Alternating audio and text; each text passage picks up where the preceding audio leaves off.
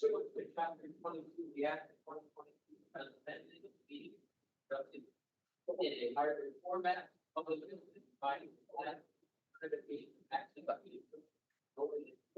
notice, model access from. As chair, I invite all participants to the meeting, also being recorded by the town, and the meeting, make accessible to the public. According to Master Law, Chapter 38, Section 7, person who intends to report or transmit this meeting must share at this time.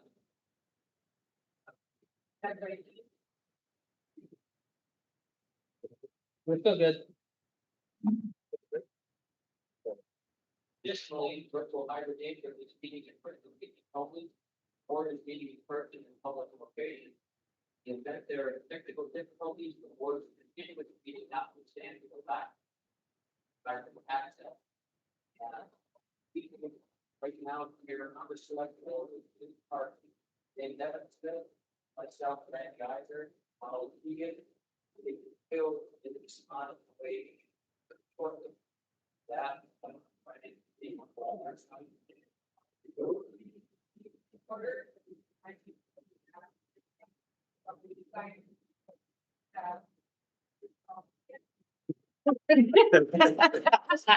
So worth it. Sitting this. Oh, that's fun. Peter Mathusko, Paul McCretsky, Harry Gondolowski, and we have Gage Fake Maple Park. Okay. So, There's a Jesus. that's the truth. All right, first up on the agenda tonight is item 2.1 fiscal year 27 budget. Could I just start with a couple of comments? Sure. Okay.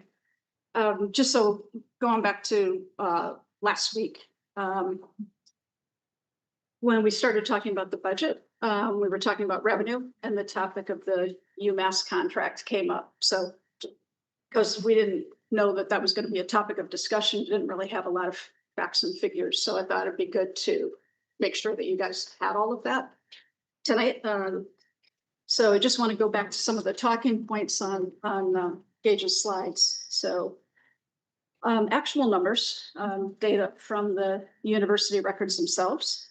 So graduate and undergraduate students who actually live in Hadley and have a Hadley address, they total 463. Graduate and undergraduate students with an Amherst address off campus are 9,257. And then they estimate on-campus residents who would all be technically in the town of Amherst, because that's where all the dorms are another 13,000. So when we look at the student population, and in thinking about it in terms of impacts, because I think that was the point, we have 463. The town of Amherst has about over 22,000. And in terms of the land, as it was noted, there's about roughly 30%, give or take, of the land is in Hadley, and about 70% would be in Amherst proper. The property that's in Hadley, most of it is open land. So again, as was pointed out, we do have McGurk Stadium, the central heating plant, the Mullen Center, but that line kind of runs down. So when you picture the university, everything, the horse farm, right? That's all in Hadley. Property that's actually located in the town of Amherst is about 280 buildings. So think about Southwest, all the dorms, all the academic space, et cetera. Looking at the contract, both the Amherst community agreement, I think they're called, Amherst Community Agreement and Hadley agreements were negotiated at the same time. They were both for 5 years. And so both of them expire June 30th, 2027. Okay, so we have this fiscal year and then one more year to go beyond that. And again, as was pointed out, Hadley is receiving $85,000 a year as a result of our negotiation. And Amherst is receiving in their contract $700,000 earmarked for public safety. There was, which may have been confusing, a one-time contribution of $400,000 for an ambulance. Okay, that was part of that contract, right? I just want to point out, during the negotiations, we actually were offered an additional $40,000 that would have brought the 85 up to whatever 40,000 more. I'm a little fried today, 125,000. Higher math right now. $125,000 a year. That would have been earmarked for public safety. We did not receive the $40,000 because the fire chief and the town were disputing how the university wanted to handle some of the jurisdictional issues, if I can put it that way. So as a result of us not being able to reach agreement on that, we are not getting that 40,000. So that's why it is just the 85. One of the things that's worth noting is that, and I think maybe Bill in the audience pointed this out at the end of Gage's presentation last week, that UMass is a public entity, right? So taxpayer dollars fund the university. So it's not like Amherst College. I mean, Amherst College can and has reached into their endowment fund and written a check to the town of Amherst and said, here you go. Here's 200,000. Here's no strings attached. We're making a contribution for our impact.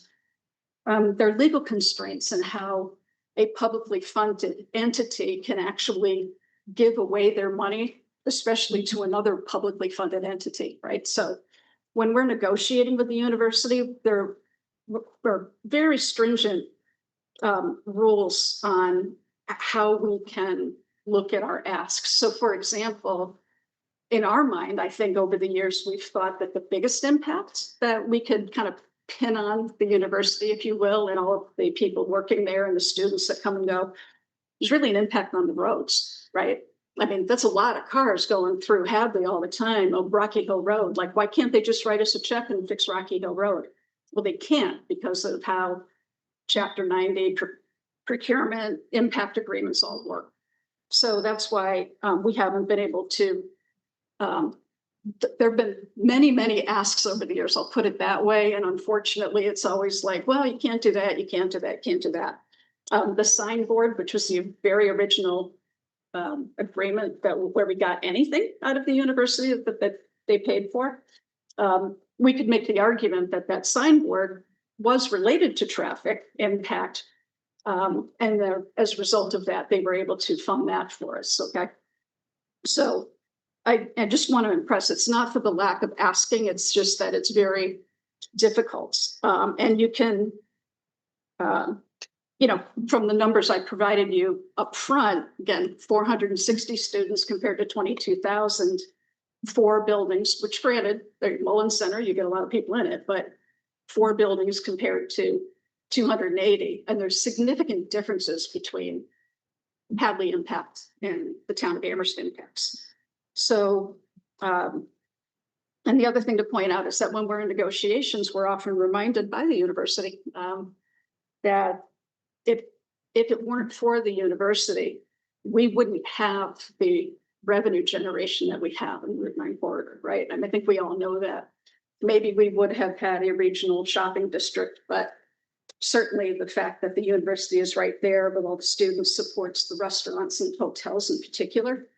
I mean, I think the hotel owners would tell you in the absence of the university, we would not have the number of hotels and the success of the rooms being full. So that's always, we're always reminded of that when we're at the table, and it's the truth. It's just the truth. So I think that was just something important to note. So we will be starting the negotiation for the next contract cycle. We tried to start it at the beginning of that last year. So that's why the university has already been in contact saying, hey, let's start to think about getting something on the calendar.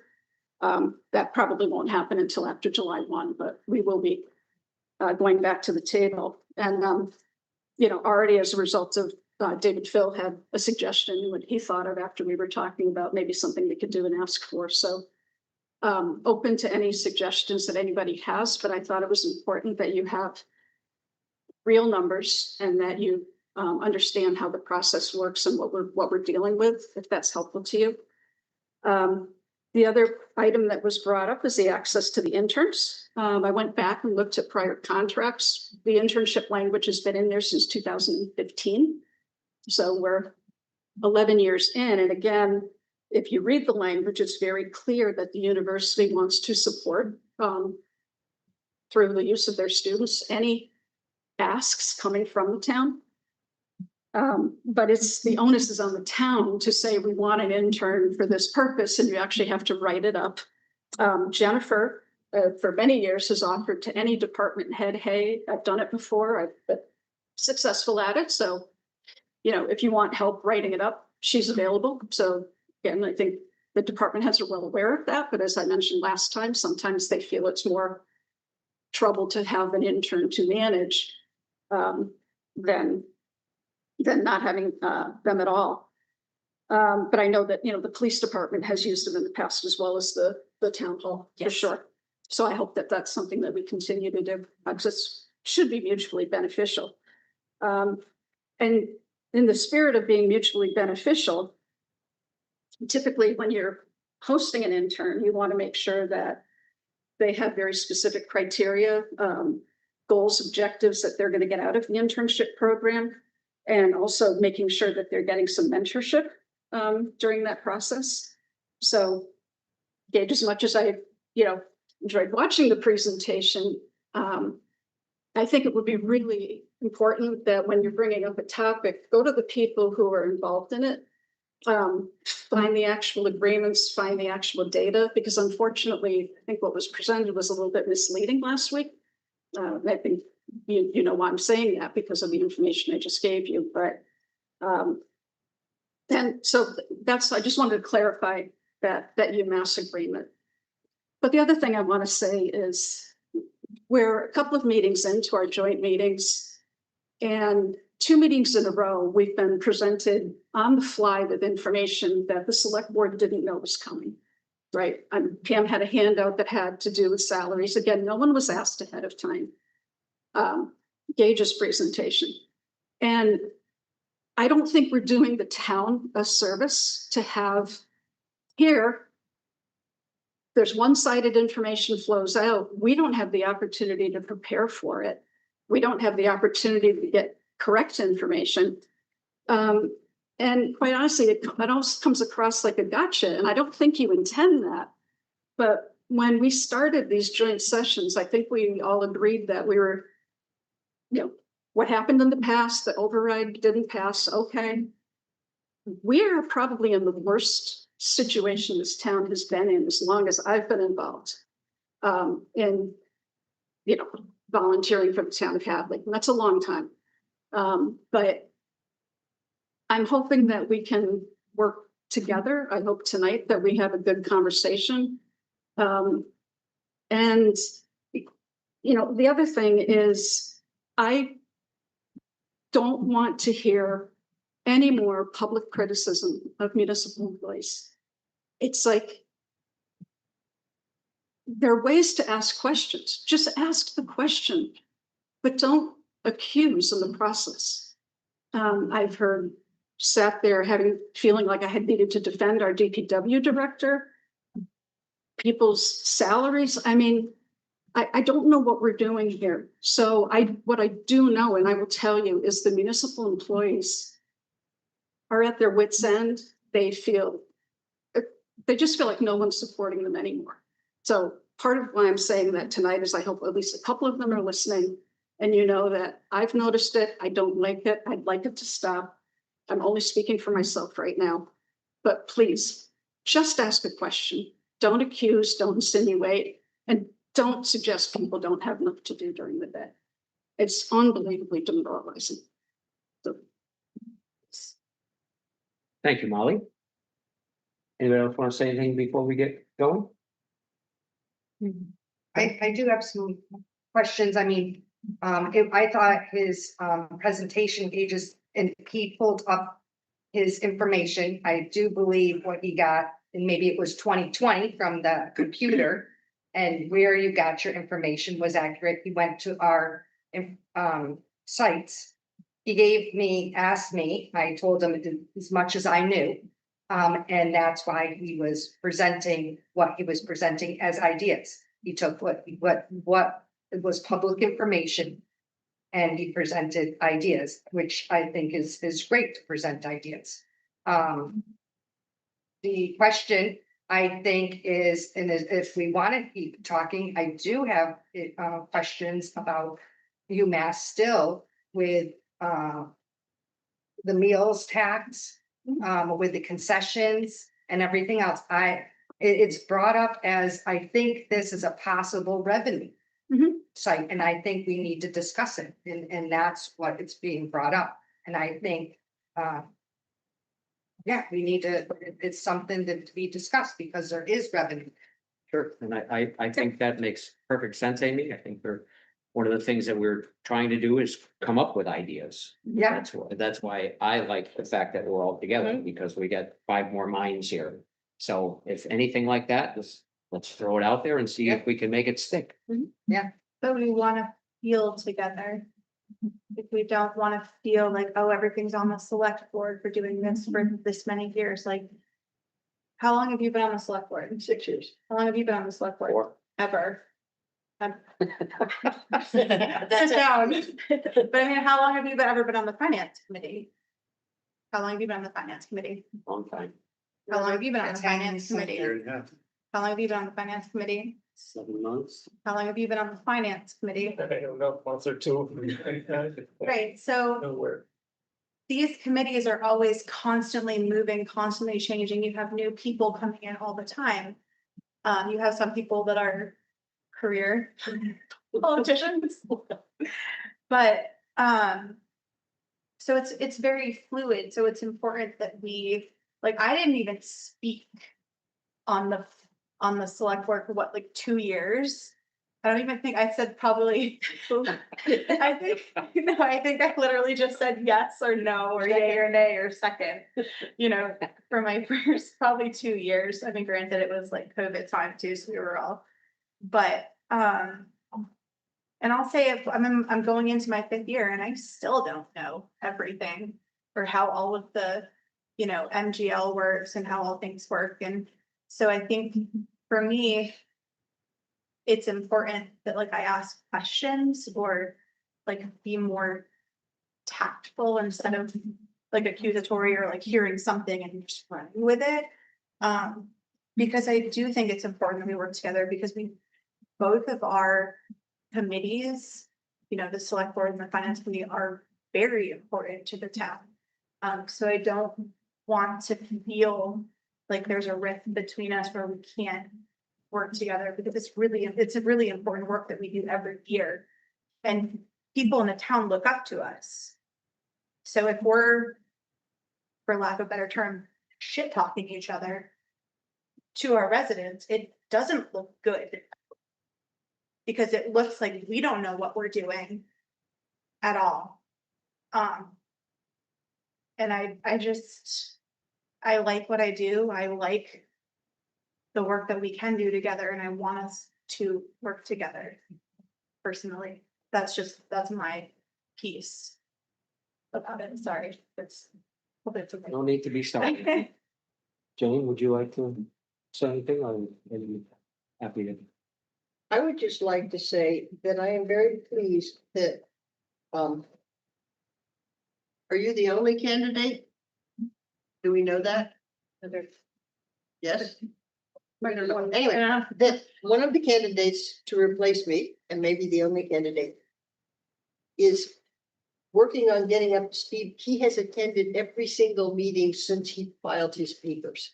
And he's Before then. And he is trying to learn, and I think that Jennifer's program of the Citizens Academy really helps people understand the town. And if some of you who are new to the finance committee might consider taking that, because it will give you a background that will help you much more, you'll be much more informed about everything that goes on. I mean, I sat in the select board meetings when the senior center was being built for different reasons. And I came away with, wow, I didn't know the town did that. Wow, that's fascinating. I want to be part of it.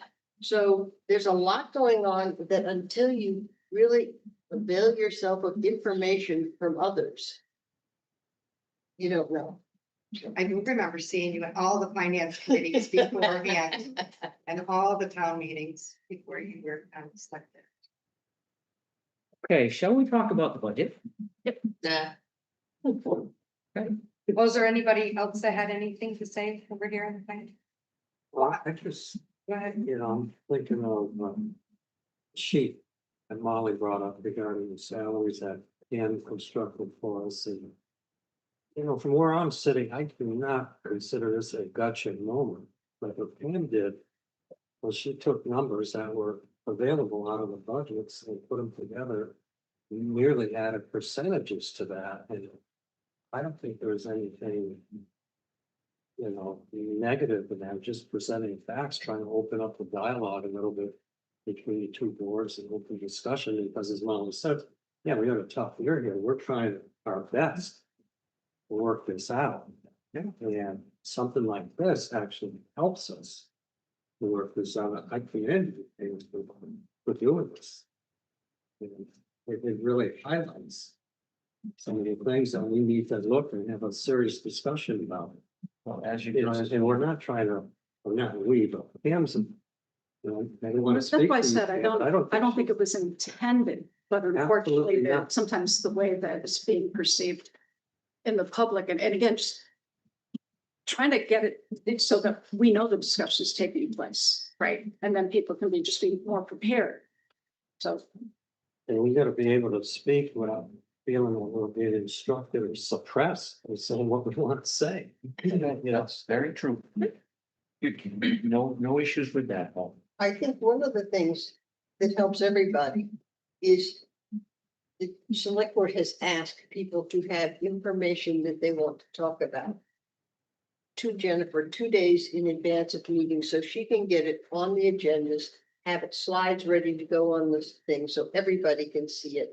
And, talk about it in unison, rather than not having it to look at in advance. And if you're going to a meeting, you have to prepare for it, and maybe you have to start earlier, so it's done. Well, I mean, we try, but the other thing is, Yeah.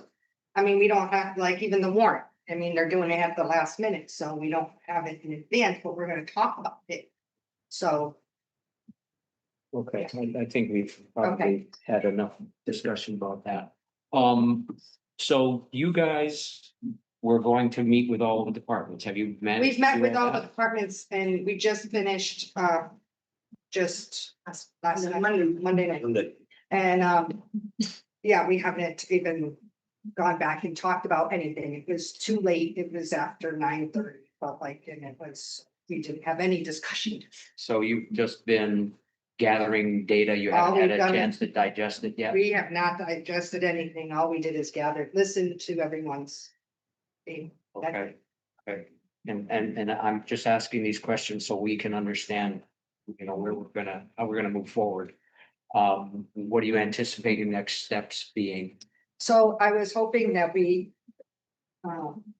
I sent around a message, if everyone could be at, 7th. Tuesday, the 7th, yeah.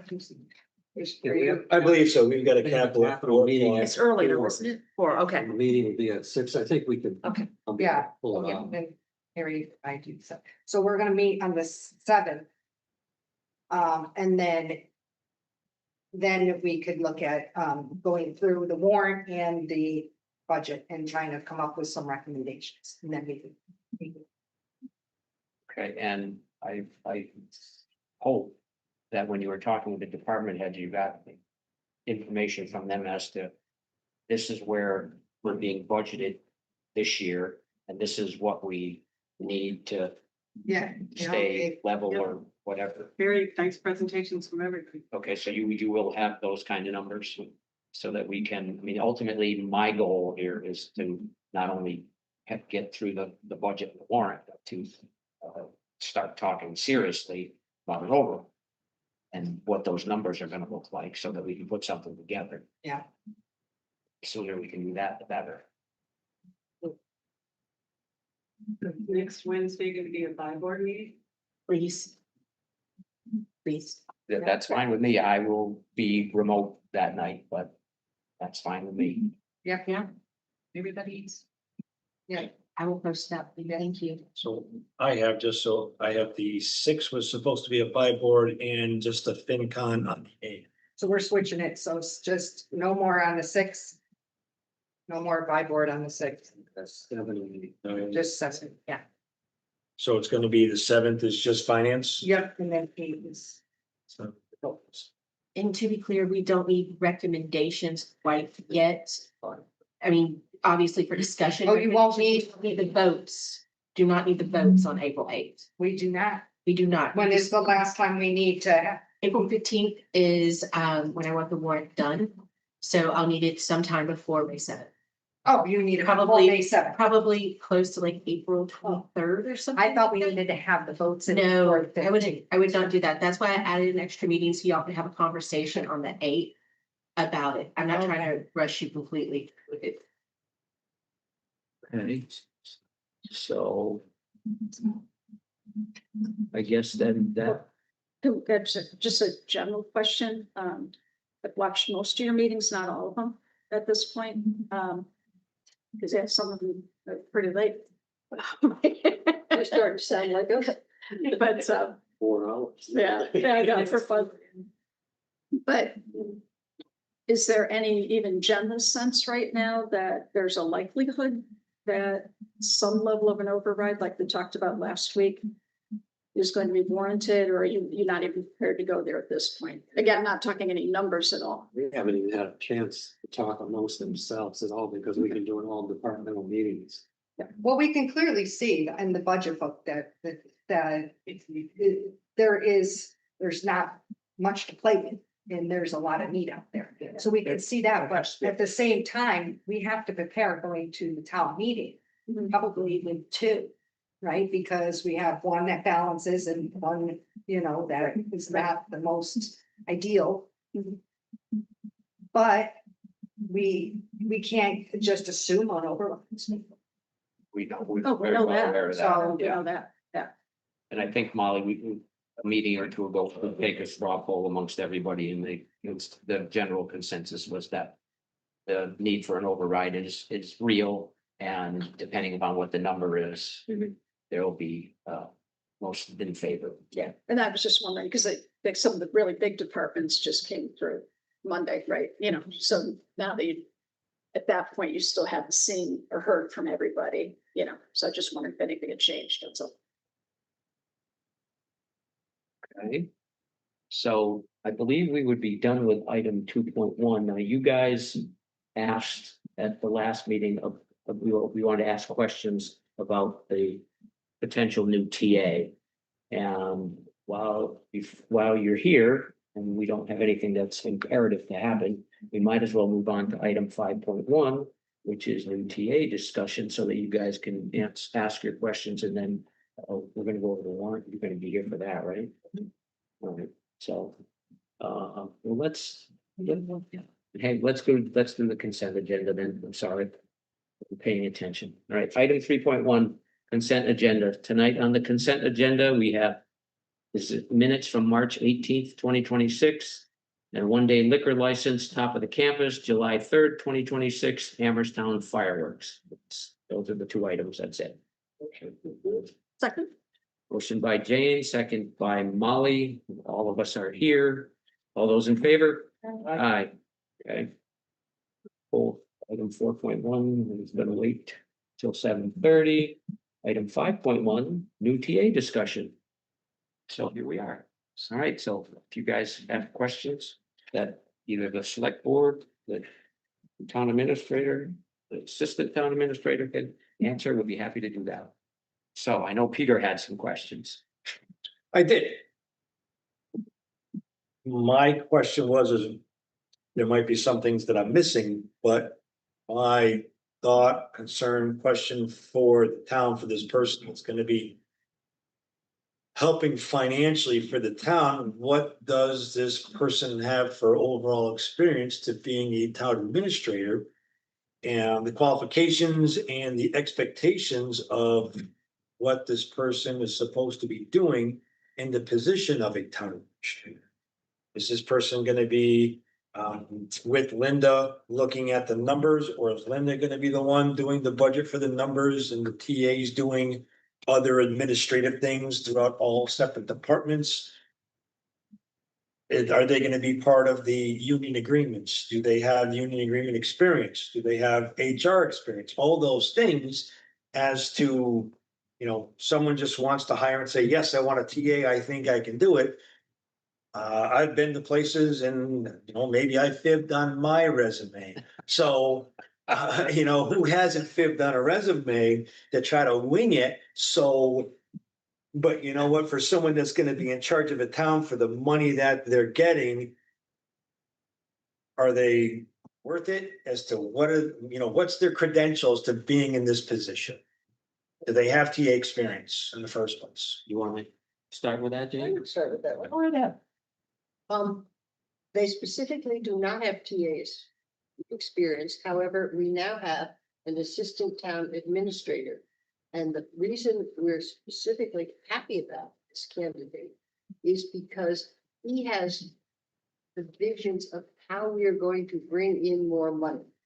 He's a planner, he's a grant writer. He has had a department of his own. He has done hiring and firing within that department and understands that. He's been involved in union in that department. And he's going to branch out from the day-to-day operation of the town and take us somewhere where this town has never been that we really need to be, which is focus on how can we get more income. I wanna say something, but you're gonna take it as an insult that I'm gonna get it, got you at it. Because then this is what you did, because I bring up somebody as to, you don't want me to blame or come up to somebody saying, what's your position? Like I did before, I think that was an okay question to ask, because I think somebody should be able to justify or answer what their job description is, and you did that for him. This person doesn't have any TA experience, you've been an assistant TA for 3 weeks. Right? That you were voted on for 3 weeks. In title with that, where it was licensing and procurement, so. Are we learning as we go? Is that what it is? When we're paying somebody a good salary as to.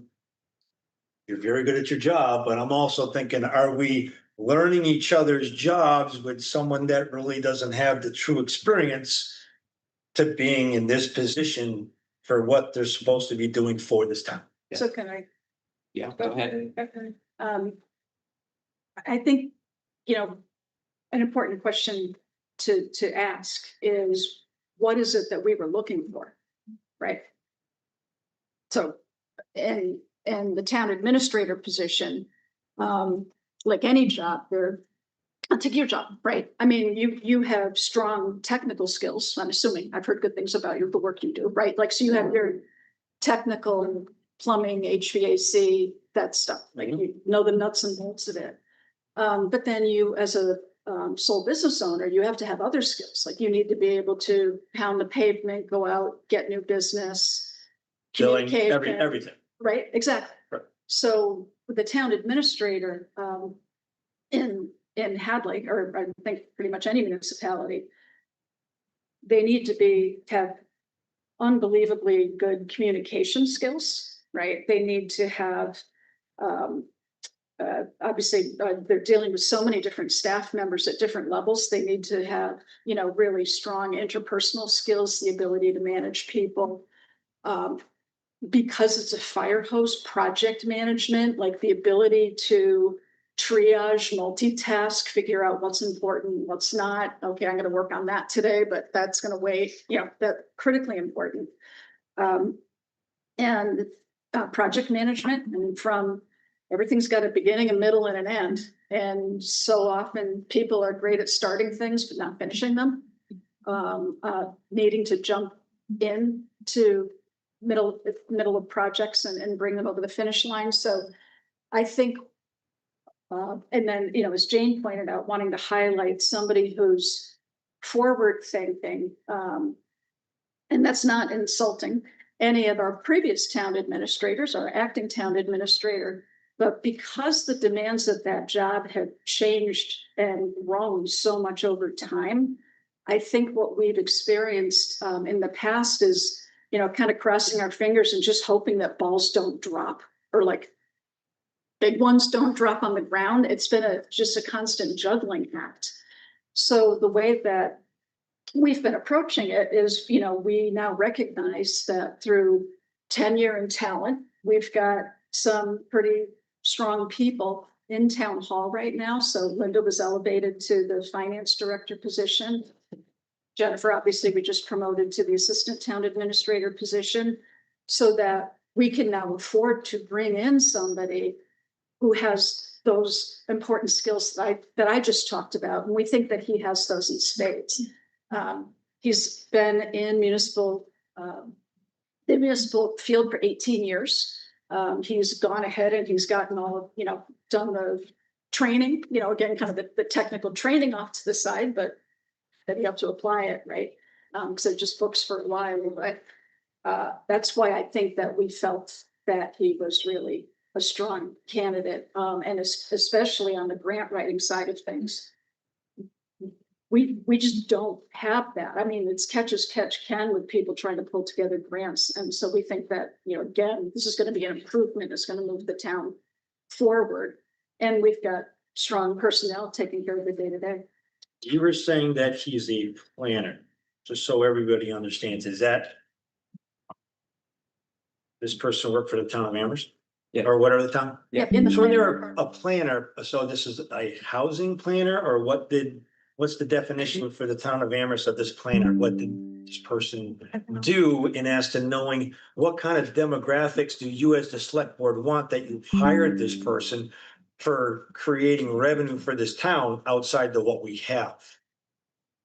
So my opinion of a planner is not pigeonholed into housing, if you will. You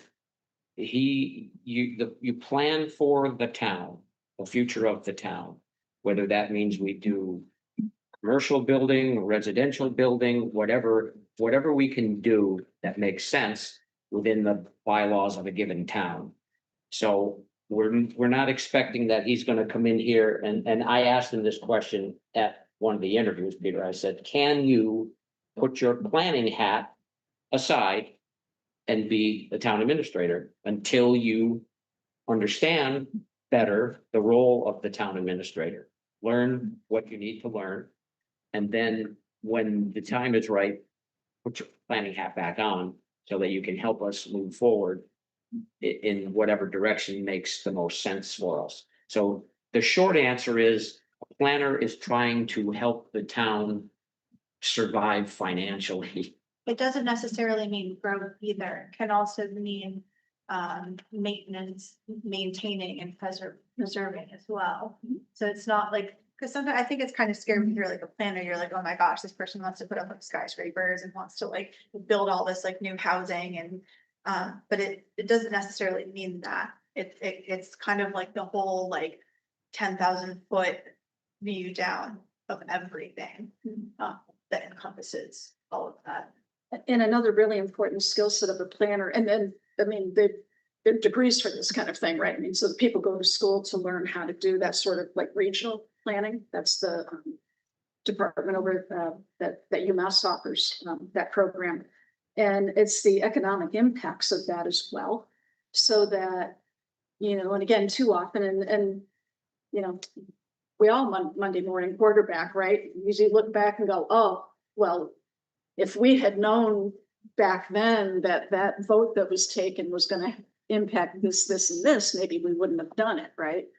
And so having somebody in that role that is going to drive that mindset of understanding the impacts of decisions, hopefully before the full spate of impacts of decisions before they're made, is going to be great. Because again, we've just been in this kind of moving forward, trying to get things done as best we can. So it'll be good to elevate that thinking. Yeah, and I will say that one thing that did come up, because I think when you hear that someone's coming from Amherst, it's a little bit scary, because I mean, from my own opinion, my own personal non-select board opinion. When I hear someone coming from Amherst and Northampton, it freaks me out a little bit because I'm like, okay, we're not Amherst, we're not Northampton, we don't have paper card. So we still need an override. Sorry. It's my inside joke. So I'm thinking, okay, you're coming from these towns. What do you want to do here? Because we're not those towns and we don't want to be those towns. We have our own specific identity here in Hadley. So I appreciate that he lives in South Deerfield. He's been in Amherst for what, 18 years? If he really wanted to be like Amherst, he probably would have moved there. He didn't. He already asked the question. We were like, what are you doing here? You know? And so he said, no, I have no intentions of trying to like bring Amherst into Hadley. And he is a small town person, which was something that I found kind of attractive about it. It's like, okay, great. So you have the idea of living in a small town, a quieter town than Hadley, and you're not looking to do anything different. The other, I had a few concerns, as well. One is we went through a situation where the last person didn't have, didn't have any experience as a town administrator. And we ended up having to do some stipends with the budget and farm that out differently. We had to do the insurance and do that separate and just pull some tasks, a bunch of tasks out of the town administrator. Because that particular person didn't have all those particular skills. So this next one makes me nervous that we're gonna have to pull out more tasks and maybe more stipends. So that is one thing. The next thing is, you know, we didn't post for it. We didn't try. We didn't go looking. We did do the one search. It came back. They said not now, but then we didn't try it. We've been at this, Michael's been in this spot for almost 2 years now. But we haven't really, I mean, we didn't even put it in MMA, the Beacon or anything. So we didn't see really what was out there to, you know, do something. So I mean, we have a lot of, this is a very, very important job. And we have a lot of people kept talking about their succession plan because everybody wants to retire now. We've had people, we lost our assessor that was here for all those years. And now the new assessor, and this is what we need to do with a new person. Now we're talking about possibly a collector and a fire chief, and we talking about all these succession plans. These are longtime people been here. And I feel like we really could use someone with some experience because we're, you know, that we could get in trouble because we don't have that long time person. If these people start retiring, we're not going to have that long time person to fall back on. To say that was, so I do have, I mean, what we've done is it's already, but I mean, if just to bring it up, there was thoughts, and I think that we've even had some people I know that they sent it to around some letters of concern of residents of concern, saying, you know, this person, you know, we're not having someone coming in with a lot of experience. We'd rather pay someone if we had to pay someone, but we want experience. So sorry, Jane. one of the things we did, well, and not specifically thinking about Nate, but we have somebody with experience of the town. She's sitting at the end of the table. That's why she was elevated to the new task. Also, I wanted to say that Nate, before he was a planner, was in the financial industry doing investments, so he's done big numbers. Mutual funds. Yeah, but I mean, the thing I was gonna say, and I appreciate the fact, so I mean, again, I just want, finance committee I heard what you said about stipends. I don't think that there's any likelihood that we're going to be compensating people for something. I mean, we pretty certain we know what we're getting. So there's been no conversation about, oh, well, we're gonna have to peel something off and give it to somebody else, and it's gonna cost money for somebody else's salary. I think we're all pretty comfortable with that at this point. But the other thing is what you're talking about is that, again, the select board's the executive body. It's our purview to. But I just thought this is up for topic or up It for is. discussion, so this was my personal opinion, and we are also getting letters from the public saying that there's their opinions too.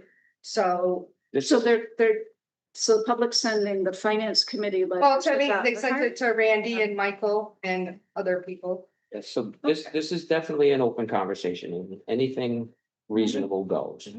Okay, so. To me, there's a couple of ways to look at this person or we want to hire. So they have, in my personal opinion, they have exceptional financial skills in terms of grant writing and the planning part of it.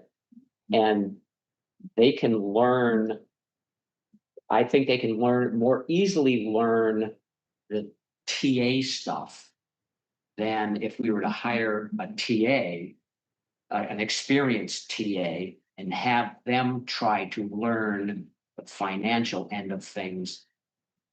I'm certain most of us, or if not all of us on the board, believe that his financial skills are going to be a huge advantage to the town. And no disrespect for Mr. Mason down there, but he was able to take the role on and learn what he needed to do. Is he doing it as best as the best TA in the world can do? I have no idea, but I know he's.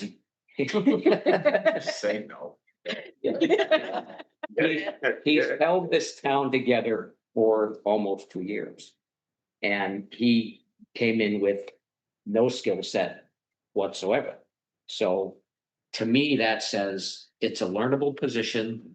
We have Jennifer to help with what she knows. We have Linda to help with what she knows.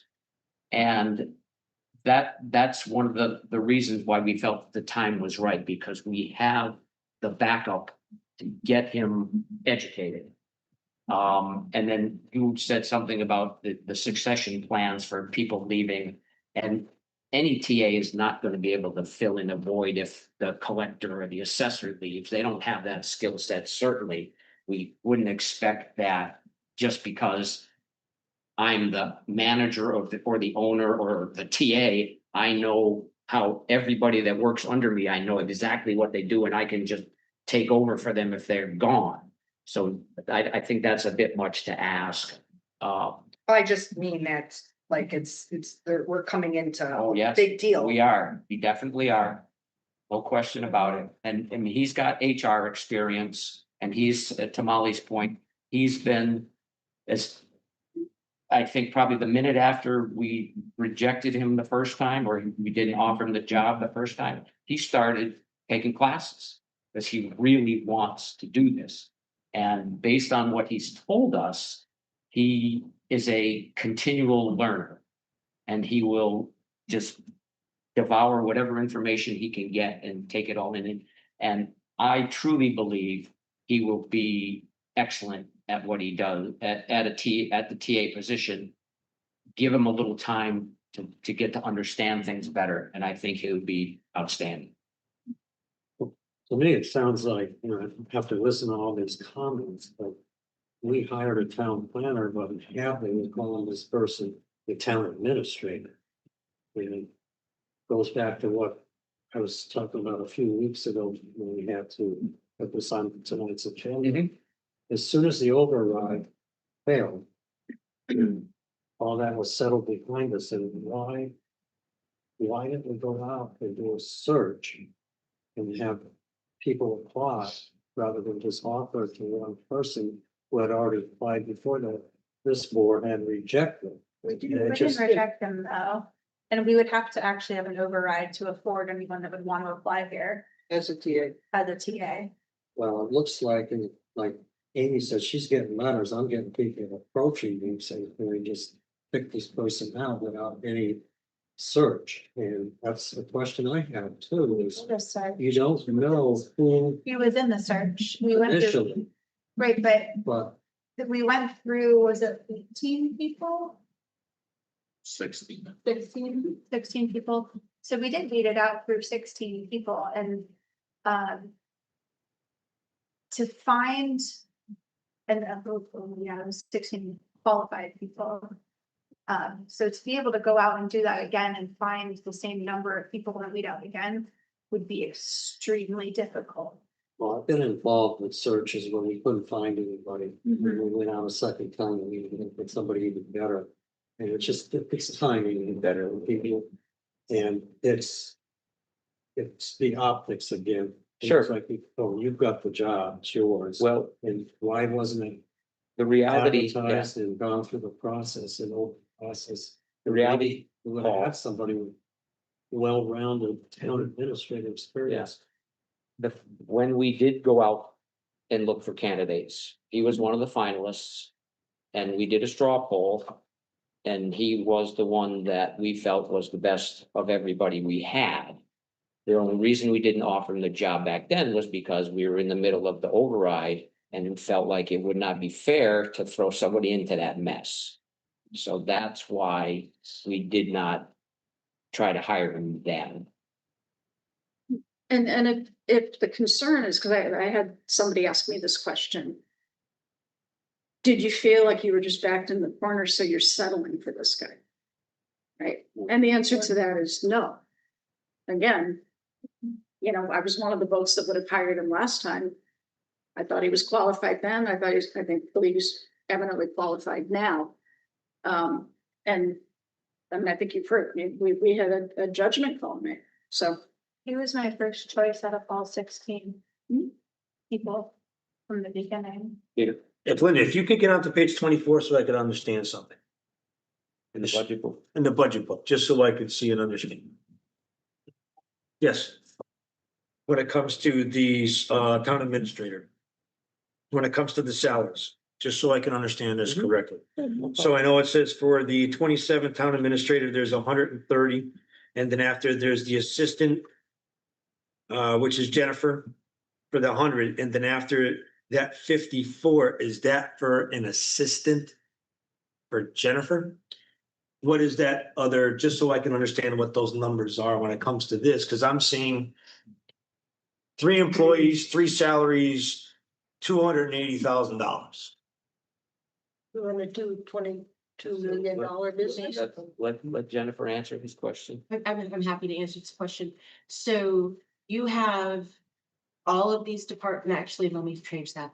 So you have your town administrator who has not had an administrative assistant technically since I started, because David Nixon changed the position and that was the first time that the select board moved something off the town administrator.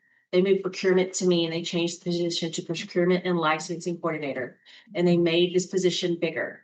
And so I did that and I still did the administrative duties. So I am answering the phone, I'm stepping the envelopes and I'm writing your RFPs and doing your licensing and supporting the select board and trying to support the TA. But I can't support the TA and do those other things in my former position. In the last, and I'm going to just say in the last 4.5 years, and actually maybe even during COVID, even more so, I've been functioning as this town's ATA for a long time. And I've been taking things that were not in my job description and running with them and doing them well for this town. So there are things that we are missing here and we're going to miss with a TA and an ATA. I can take these higher function things. I can take the personnel matters. I'm doing them now. No problem. I got it. And the TA is going to be doing the planning. We need someone to answer the phone, stuff the envelopes, issue the reservoir permits, do the minutes, work on the select board agendas. So yes, there is an assistant for the office, not for me, not for the TA, but for the office, for the select board, for the town administrator, for the assistant town administrator. And honestly, my person right now who does my minutes also does your minutes. So I would almost say that that might be a transition there that would continue as well. So there is a need here. You have a administrative assistant for the police chief. You have an administrative assistant for the fire chief. You have an administrative assistant for the council on aging. You have 2 administrative assistants at the DPW who do amazing, hard, and very skilled work for this town. But for your executive office, you have no administrative assistants. And so I think that it's critical to have that position. This is a very rough time in the budget. So if we could look at it as a part-time position, that is reasonable and we can make it work as best we can. But right now, with the HR office being closed, so I didn't lose any of the jobs I was already doing. I just took on the personnel and the HR. So right now, all of that is falling on me and you have a part-time TA. And I'm working 14 and 15-hour days and I'm not complaining. Please, nobody think that. I am working to get the town in a good position so things run smoothly, putting good processes in for the future. I look at this as a short-term burn of time to really get this office in a good place and have it be in a good place for when our TA comes in, because I'd like it to look good. So these are things that we need, and I'm happy to put the work in to get it, but at the end of the day, you have people who are doing professional jobs that do need support. And then the same for y'all. We're asking y'all to be the finance committee. So do we need you doing the minutes or do we need you discussing the budget? Think having you do the discussing the budget and discussing financial matters, it's a better use of your time than doing the minutes. And the same for me with the select board, having an administrative assistant who can do those simple administrative tasks is going to be to the benefit of the town overall. Did I get it all? You did. Thank you. Did well. Is there a probationary period for this position? Yes, sir. Yep. That will be. Is there 6 months like everybody else? And like, because one time, after when Mike's gone and, they're getting their foot in the door and they're working and all things. They say, okay, well. I'm hoping that you're at the select board's discretion that they're saying that if it doesn't work out, you're not gonna say, well, we're gonna ride it out to hopefully he can still earn that position of that job. That, okay. You cut and run, that you guys are willing to do that, to make that decision. I believe we are, Peter. Okay, We're aware that, I mean, no matter who we hire, whether it's somebody with all the TA credentials in the world, they could be the wrong person for this town. And so we have to accept what you just said, that stuff might not work. And we can't just sit back and say, oh, let's hope tomorrow it's different. Let's hope tomorrow it's different. We can't do that. We have to, as you say, cut and run. right, and hopefully as the board and if we're involved as to what does the town really want when it comes to creating more revenues, as to what's the future of this, whoever this person is. Mhm. He has his plans or whatever he's done for Amherst, and as to whether if there's an open discussion or between the select board, because you've all chose him as to at the discretion of the town of what they want to do to creating a revenue, what are we sacrificing also as taxpayers too, as hopefully that balance as to whatever this position But is. don't forget, we still have a planning board and we still have town meeting. I mean, none of that's changing. So any major I know. changes have to be approved by all of us, right? And I would just encourage you, instead of waiting for meetings, to go and talk to this planner in his office. I'm sure he will have an open door policy. And ask him your questions.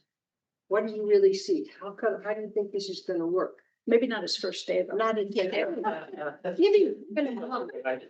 No, he You had- don't want me to sit here in the way and say, he went afterwards? Mike laughing, going, yeah, wait for date two. I'll be like so far. You think who won't let you in? No. He has said he'd be more than willing to talk. He I'm has. sure you've already talked to him about me. I'm sure. No, we haven't.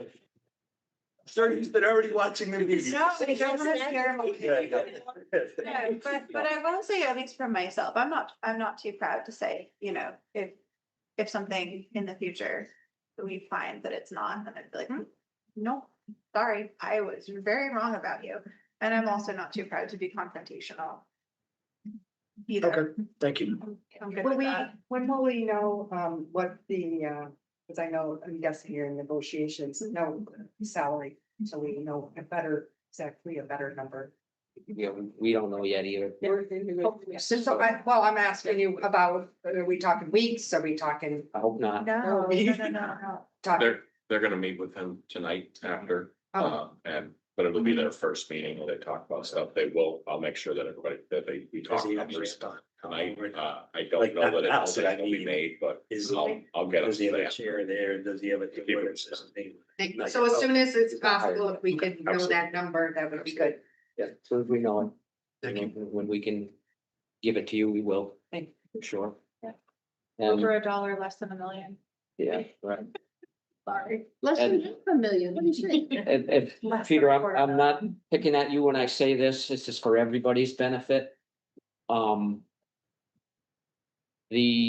Jennifer just said about support staff. If anybody's any good at reading people's faces, watch these people work. Don't be in their face, watch them work, and you will see the stress that they are under. It's because they're doing way too many jobs or not, I'm not gonna say for what they get paid for what they can mentally handle. And stress is the worst thing in the world for any of us. And you don't realize what it's doing to you until it's too late.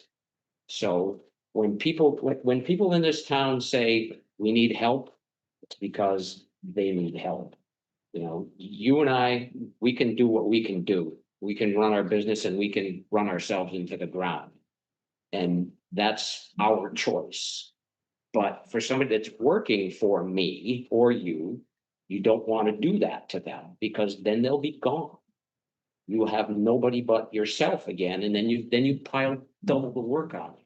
And that's what's happening with everybody that's taken on all these extra tasks. So that my point is the ask for help is real and very valuable. Thank you. Anybody else have any questions? No, Harry? You're gonna be like Amy, you're gonna wait 2 years to ask? I'm in training. Belinda, Well, there you hang on, you gotta get your microphone somewhere, Sorry. Take David since he's not because here. your fans want to hear you. By the way, it didn't go as long as I thought. Are you planning to run the town on grants as opposed to, I don't even know the terms, like enterprise funds or tax revenues? Do you know what I'm getting at? I don't Did you even, say, are we planning to run? run the town on grants. No, No. Okay. It's impossible. Yeah. That's what it kind of sounded like to me, like. No, no, we're "He's so looking for wonderful because he's a supplement." grant writer. Yeah, no, to supplement, we're leaving a lot of potential resources on the table because we don't even make the ask to the state or the federal government or whoever. So, but typically the way that we look at grant money is that we want to use that for kind of one-time type things. Sometimes there are more, that not evergreen grants, but there are grants that are offered year over year over year, where we might be able to fund a program or a position with that, but the vast majority of the time you're looking to cover capital items or things like that. And again, we just haven't been had the time to actually do it, yeah. Just one other quick question. I don't even know if this is appropriate, but if Peter wanted to go and talk to this prospective TA before he's in the office, could he do that? Is that allowable? Is that appropriate? They're two public adults. people. They can do whatever they Okay. choose to do amongst themselves. Very good. That's like scary. Bill, Yeah, I won't do it. I won't do it, Mike. Don't worry, I won't. I won't do it. I won't. Wait until they Oh, sign, wait, everybody signs. But signs the first check. After he signs the first check, then after. So Bill Ennon, 17 High Meadow Road. And my wife Nancy Bandman and I have been trying to attend as many of these meetings as possible. I would just want to echo comments that were made here that if you're sitting in these meetings, you're seeing people who are very dedicated, working very hard. And I would just like to say for the public that that was one of the most relevant and important takeaways of my participation in the FinCom meetings with the departments. It was meeting after meeting where you heard people and saw their faces, saw the stress on their faces, and heard the passion, the effort, And I just want to say thank you. As a Hadley citizen, I want to say thank you. Thank you.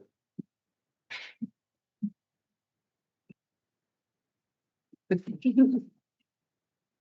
anybody else have any questions? Okay. Moving on. Is that Jennifer, the 7:30 appointment, that's not a public hearing, is it? It is. It is a public hearing, okay. Do Okay, the warrant and all their ears. yep, They want to. yeah. Item 6.1, town meeting warrant. Who wants to, we have any kind of presentation for this, or We have a warrant for this. we have a warrant? Yes, Or, I'm pulling it up and then I will share my screen. And it is available on board docs now, but as Amy mentioned, I did put it up just a few minutes before I walked over here. Because I was literally throwing in some information about the Capitol. So.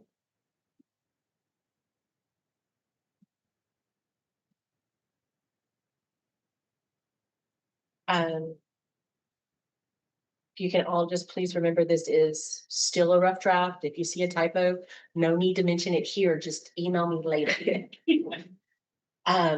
So I will make that bigger. Right after Word decides to stop responding. And it's working for y'all, but not for me. Possible.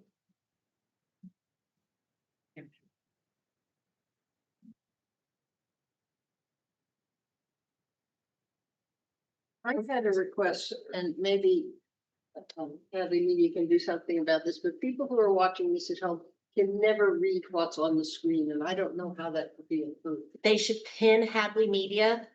Pin Hadley Media as the main view on your screen, and you will be able to see everything that everyone is seeing here. Pick the one that has the thing you can't read and pin it, and then make it the main view. so explain what pin it means. do gallery. You don't do gallery view, do speaker view and pin it so it stays up with that, and that'll stay up there for you. And I believe it's in the top right corner. I can't actually see it now, so I'm trying to do it from memory.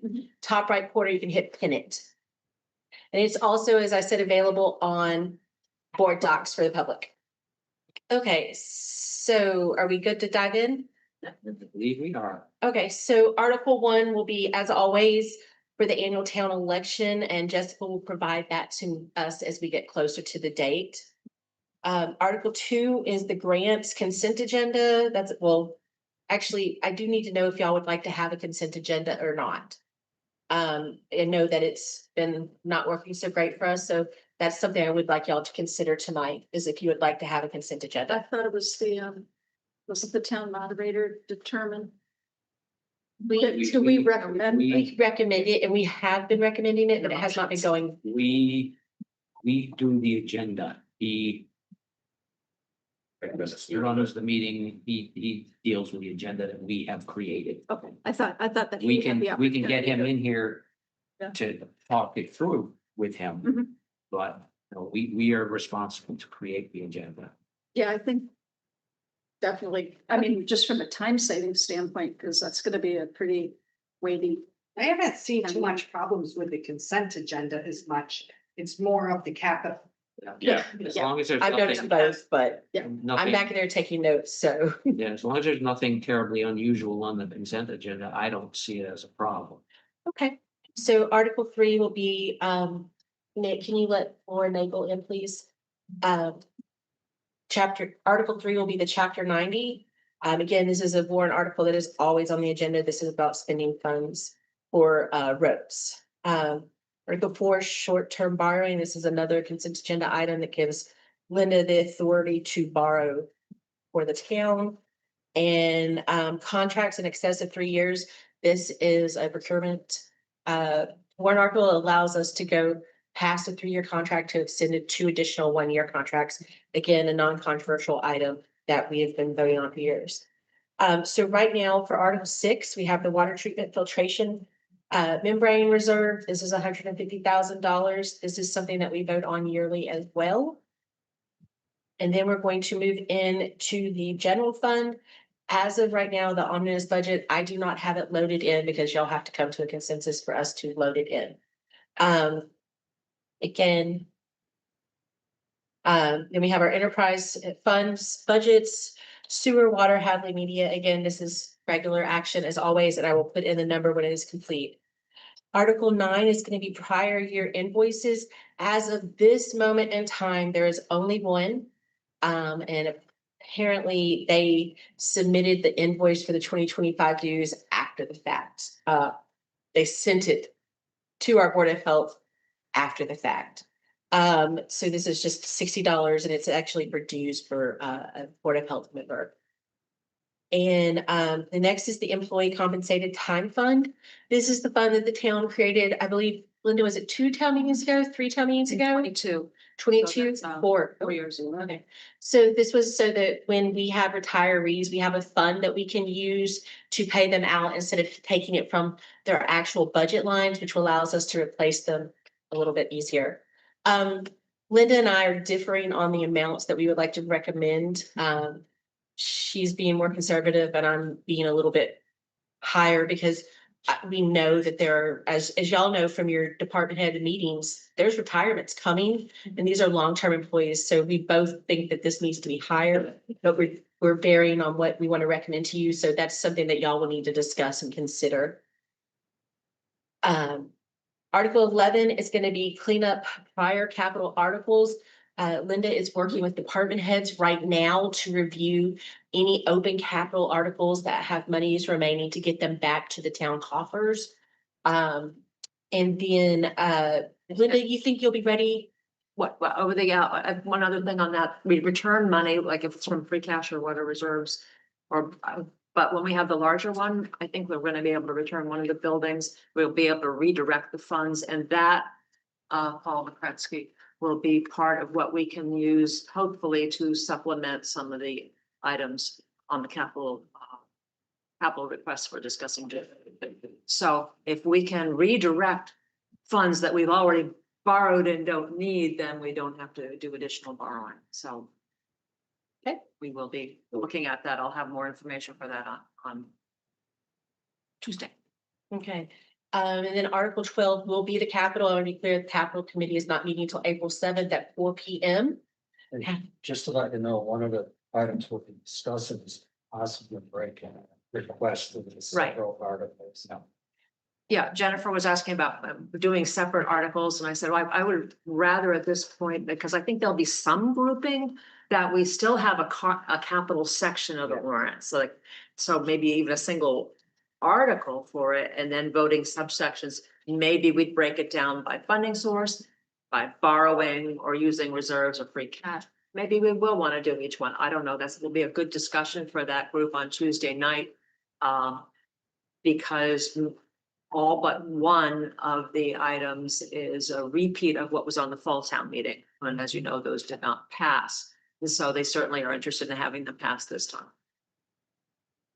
Okay, so again, the capital is going to meet on April 7th, but I do have the list here. It's highlighted because I want you to realize none of this is real yet until they make their decisions and make their recommendations to the select board and finance committee. This was just all off the fall. Yeah, no.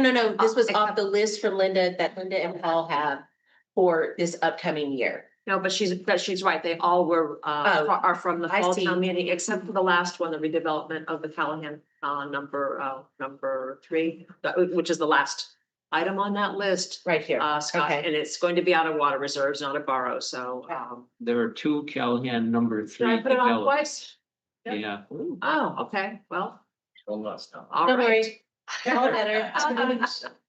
Money already. Okay. We have to say that. Change something. Saving money. So Article 13 is a request from the schools, and that is for the town to accept this MGL Chapter 71, Section 71F revolving fund. And this is allowing or authorizing the school committee to establish a revolving fund for tuition payments for non-resident students. And Dr. McKenzie will be coming when we get closer to that to really dive deep into it. Next is Community Preservation Act. This is their standing warrant article that they always do every year. And then these are the amounts that they need to divide out for the administrative expenses and payroll. Moving on, they have voted and already made their recommendations, so CPA is ready to go. This is Article 15, Lake Water Phosphorus Remediation Project. And I would like to ask people to remember, these article numbers are going to change. Do not become attached to them yet, please. So this is to remove or do a comprehensive phosphorus evaluation of Lake Warner. And as always, when the funds are not expended within 3 years, they get returned to the CPA. And that is it. And then we go right into planning board. And as always, the planning board is full of really, really, really, really great stuff. And they will tell us all about it, but y'all do not need to vote on it, but there are really great planning board articles. Yes. I got a question. I know you're going through these really fast. Could you go to article number 4, which had to do with the diaphragms on the enterprise on the water side? Yep. I don't know why I remember that was something that I thought they asked for last year, unless that was to be borrowed and it failed when it came to the. They town also- You meeting. saying Article 6 maybe, Peter? It might have been. You mean the member? Yes, yes. Membrane? Yeah. So the membranes are something that we need to contribute to on a yearly basis, So this is like a maintenance thing that's gotta get done every year. forever and ever and ever. I was just wondering what it was. It's a special stabilization fund that the water has had the whole time I've been here, probably the last at least 15 years, I think. And what if these are, they put the money in every year, and then when they need to do the replacements, they've got the funding for it. Okay, so this is a maintenance thing just for, okay, just wondering what it was. Right, I understand. I just didn't know it was just regular maintenance to replace every year. And I will Got it. say, it used to be less money, so maybe it wasn't quite as noticeable. That's right. But as with everything, and part of the reasons we're here is everything costs more now. So they're not, I think it used to be 40,000 or 60,000 and now it's jumped up over the last. It was 50 or 3 years. 60, and yes, and Scott Mead said, we're not getting there fast enough. It's not getting the quantity that he needs when he starts working on the projects. Okay, and So. I did not mean to make light of the planning board articles. They're very good articles, or warrant articles about the ADU and accessory buildings. So they are good warrant articles that they're making amendments to bylaws and things like that. Thank you. And that is all that I have right now. So I need to know what else we're looking for to have on this warrant. It is still open, so I'm able to do that at this time. I think that was talked about with the fiber. Put something regarding the fiber optics on it. Correct. That is still with, yes. And I believe I knew that, and I had talked to town council too, correct? Yeah. Yes, okay. I didn't see town council. I did. Like to see, oh, you did. I wouldn't see the picture. Yep, okay. Yes, but no. Are there any other items y'all are looking to add to the warrant? No, I will say this. Jimmy Max, who is the chair of many committees in this town, was the chair of the DPW building committee, or is the chair of the DPW building committee. And we went through I'm on that committee as well.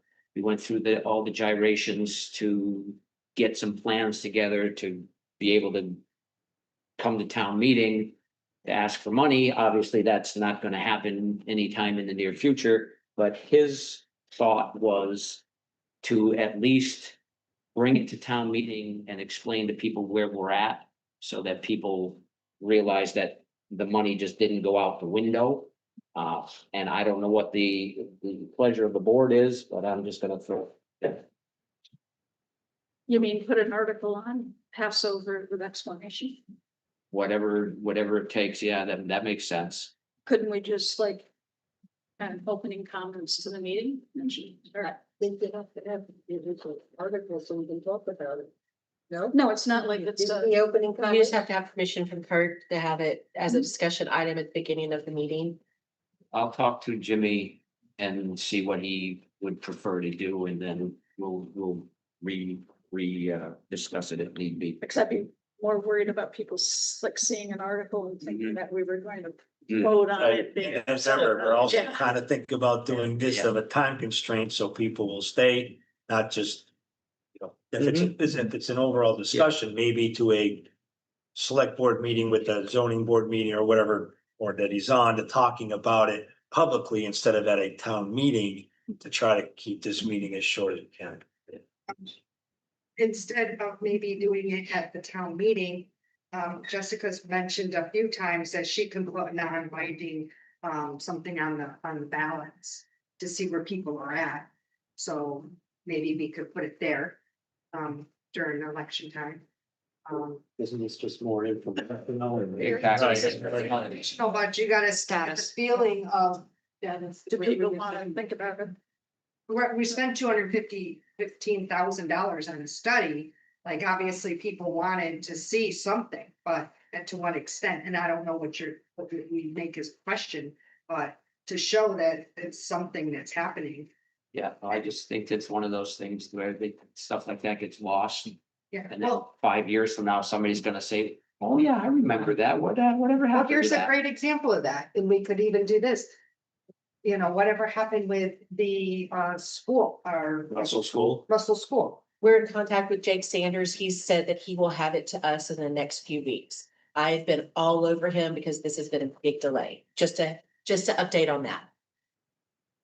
When's the last day? When do we have to close it? I want you to close it on April 15th. The last day to post it is April 30th. So Jennifer, I don't, I think we need to work with town council on this, but I think after the general fund budget, we want another article Yes. for a supplemental. I think that's the way to do it, is that we pass the balanced budget. And then we have the next budget, which is a supplemental budget, adding certain amounts to certain departments, or however we might want to do that, subject to the override. And I think maybe it should be a completely separate article, but we want to be really careful on how we set that up. And that is something that y'all are gonna have to, do. But yes, you are correct. And that was the next thing that I realized I glossed right over that. I'm sorry.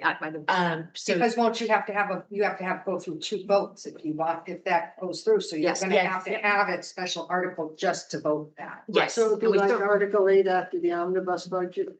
yes, so you get a new Article 9 or Article, or my glasses Article back 7 on. would be- Yeah, and we don't want to mess up the budget by overpacking it and then have something and have to cut it back. I would like to see us pass a balanced budget and then deal with a supplement separate. And then we know that we've got exactly what we have to fall back on, and we know, and then people will know exactly where the money's going. If it passes. I think would be really hopeful. That seemed to be some of the concerns that were raised last time. So having that very clear and explicit, I think will be beneficial for everybody. So that is your warrant. Y'all are gonna meet on the 8th. And I mean, we will have the 15th as well before we officially close it. But that's all that we have right now. So I think 21 articles, unless y'all decide to do each individual capital article and then think more like 31. Then think 31. So just whatever y'all's pleasure ends up being. You have any other questions about this? In the past history of, within the past 4 years, I've started going to town meetings. Has there always been that many articles when it comes to town meetings that are up into the mid, the upper 20s? There's always been that many? For annual, yeah, for Right. special, I was it's just- usually short. That Peter? keeps the town involved in what's going on. Okay, well, I'm not questioning, I'm just asking, has there always been that many articles within the past? And we used to have this high number all the time. And then feedback from people was that the town meeting was taking too long and we were losing quorum and things like that. And so one of the things we had was, why do we have to vote on every single capital item? Right. But now we're getting feedback again from the public that says, we want to vote on every single capital item. Right. So A bunch of, you know. we're just, you have to adjust to what the public wants and what the town meeting wants. Legislative body, so. All right, See how it so, goes. and 5 minutes. before your public hearing So we're starts. done talking about the warrant. I don't think there's anything else here. that You guys. You can certainly stay, but I don't know. Choice is yours.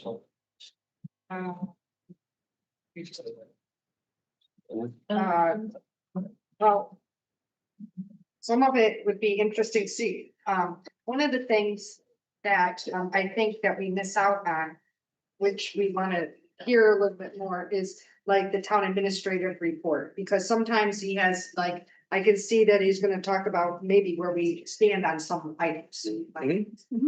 Normally I would, but this week has been crazy and I don't have one for tonight. Okay, Yes. all right, What were the odds of that? The chances of me not doing well. okay, I'm sorry. that's It's okay. just, we were I'm just- prepping for our meeting with you guys and I just. And Amy, I'm not trying to throw you guys out. I'm just trying to give you an out if you want it. No, I just looked on here and I'm like, what, was there anything that we would miss? And that is something that sometimes we miss. So you're not gonna be talking about any of those things on a.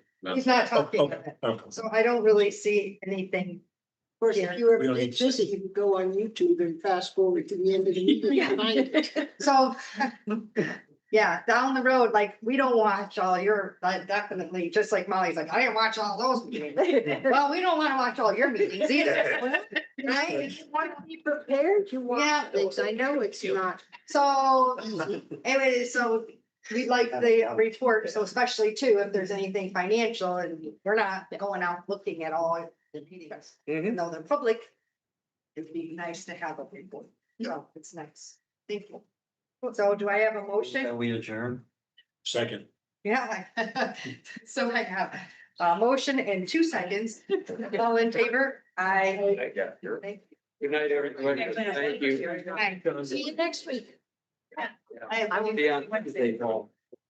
Yes. That's I'll send out a reminder. these two are like three things. Yeah, we just minutes. Yeah. All get a glass of wine. That's Last meeting.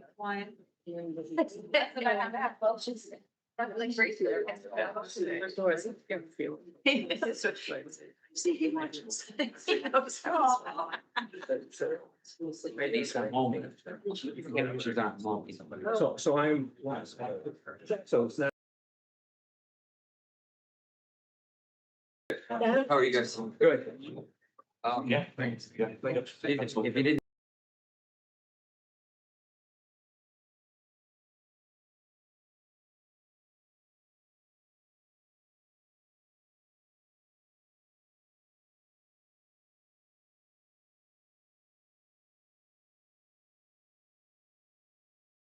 Okay, a 2 minute. Functional. We got a public hearing at 7:30, it's 7:28, we're gonna wait a couple of minutes and start that. So Thanks, Eric. pick a topic and talk amongst yourselves. Oh, my gosh. Oh my gosh, I'm just laughing. It's a 7:30 on there. does that say 7:30? That says say 7:30, 7:30? 7:30. 7:20. I have 7:28. Sure. Yeah, Oh, no. we're gonna wait because Do you I wanna, wanna get. do you wanna try to do the Memorial Day parade in That's- 2 minutes? That's what I just, Let's- so that should only be, Denise is online, but I don't even know that we need her. I can work. there she is. She is It's online. And she's dancing. Yeah. Say something. Okay, go, you got a minute now. So Denise is on, this Item is our. 6.3. I'm gonna ask that everybody who's not participating in the public meeting to step outside.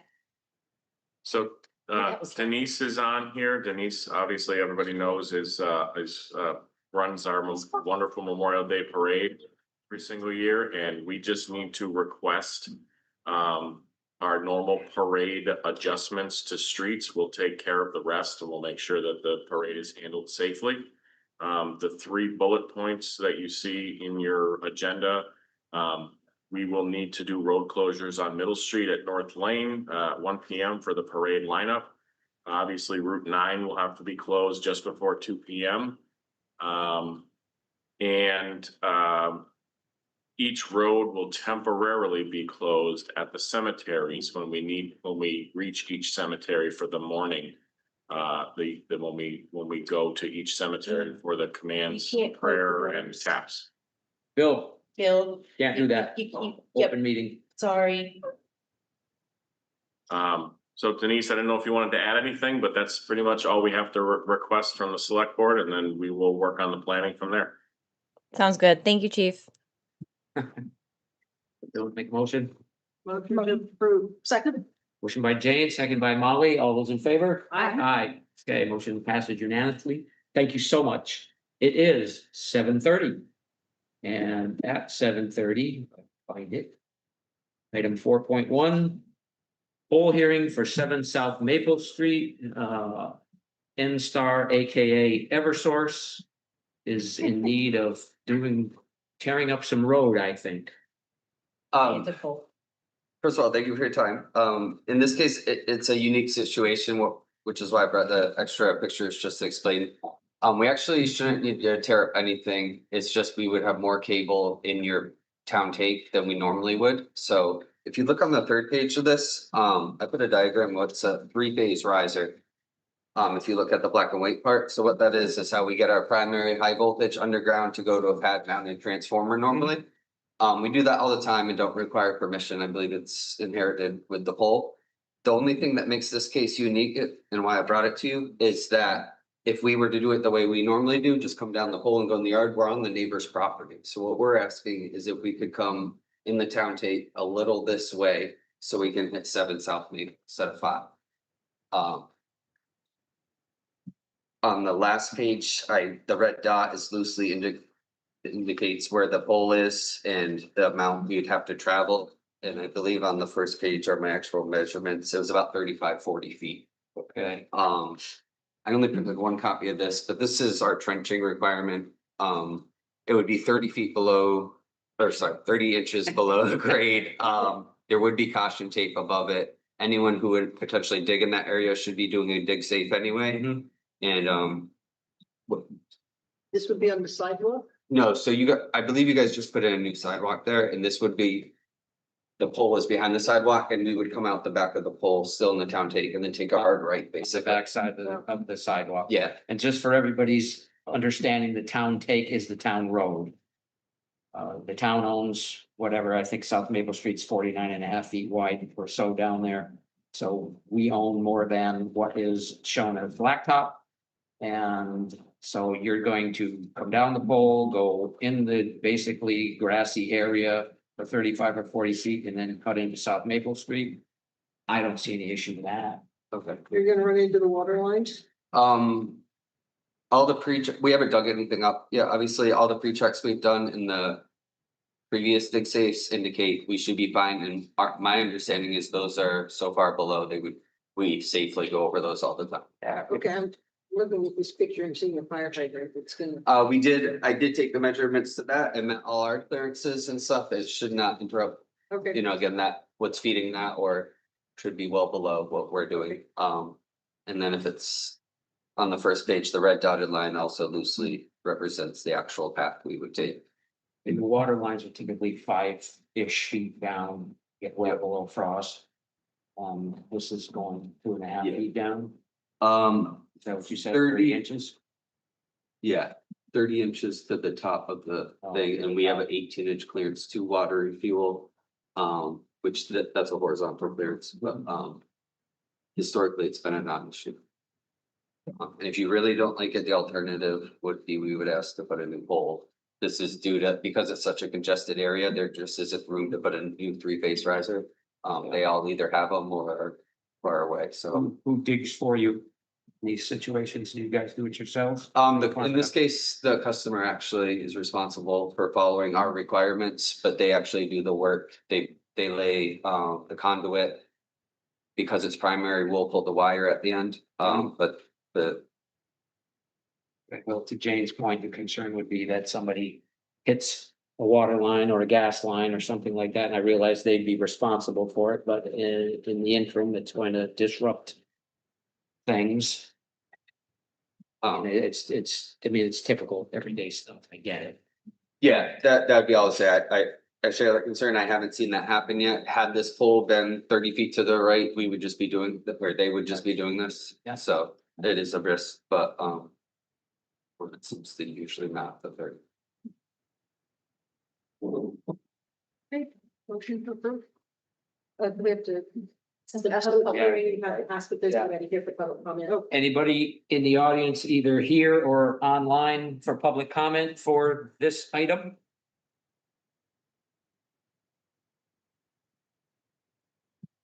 Seeing none.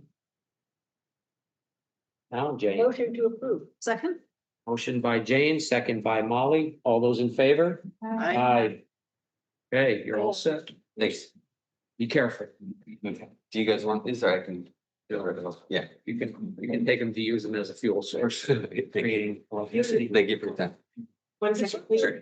Your DPW director is just asking if y'all could, and I know you just made a vote, but this just came in. He's asking if you could make it per his approval, because he would like to meet with them because it is close to the water. I don't know. Sure. If you're asking me. that's- I'm asking them. Oh. to- I will amend my motion. I'll amend my second. Okay, amended motion, amended second. All those in favor? Aye. Aye. So Okay. with the DPW guy. And then they're okay with it, we're okay to proceed? Yeah. Do we have to get that in writing or anything, or just a? Think it. Sounds like we just had a conversation. Yeah, well, public record, so. I would just need contact information if possible to arrange the meeting, Sure. or I can provide my. Jennifer, do you have his?